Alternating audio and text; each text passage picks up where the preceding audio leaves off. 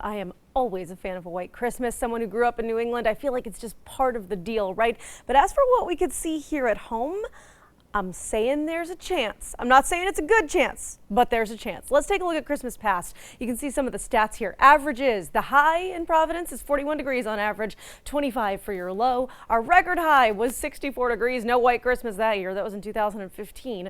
Record low, 10 below in 1980. Generally speaking, when it comes to how much sun you're going to get, sunrise is at 7:11 and sunset is at 4:20. Just past the winter solstice, I might add. So the days are just starting to get longer.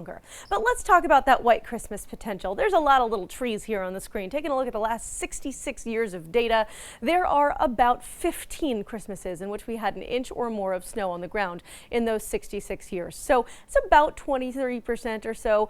Again, the chance is slim, but it's not zero, especially I've been looking at some of the maps a little further out, and I'll tell you there's something brewing. A couple of storms next week to watch. Don't take it as a slam dunk. Take it as a hope.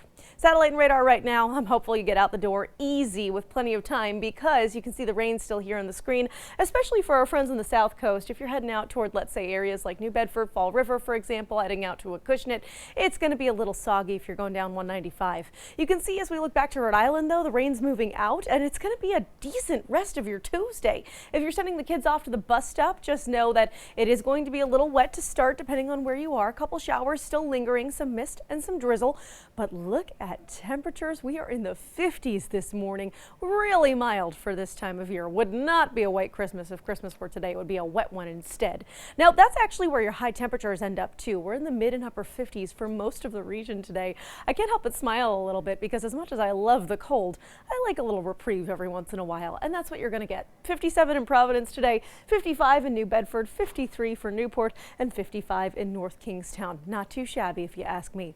Overnight tonight, we're back down into the 30s. Not warm, but a little above average for this time of year. A couple of clouds sticking around, and that leads into a day that starts with some sun tomorrow, but ends up cloudy by the end of the day. Not just cloudy, by the way, temperatures in the upper 40s tomorrow. But let's talk about the bigger picture. We have rain coming in tomorrow evening and intensifying overnight. It's the next storm that we're watching for. And as you can see, 6:30 on the clock, and we're already getting wet around Rhode Island and even parts of the south coast. We're totally soaked by the time we get to 8, 9, 10, 11 o'clock.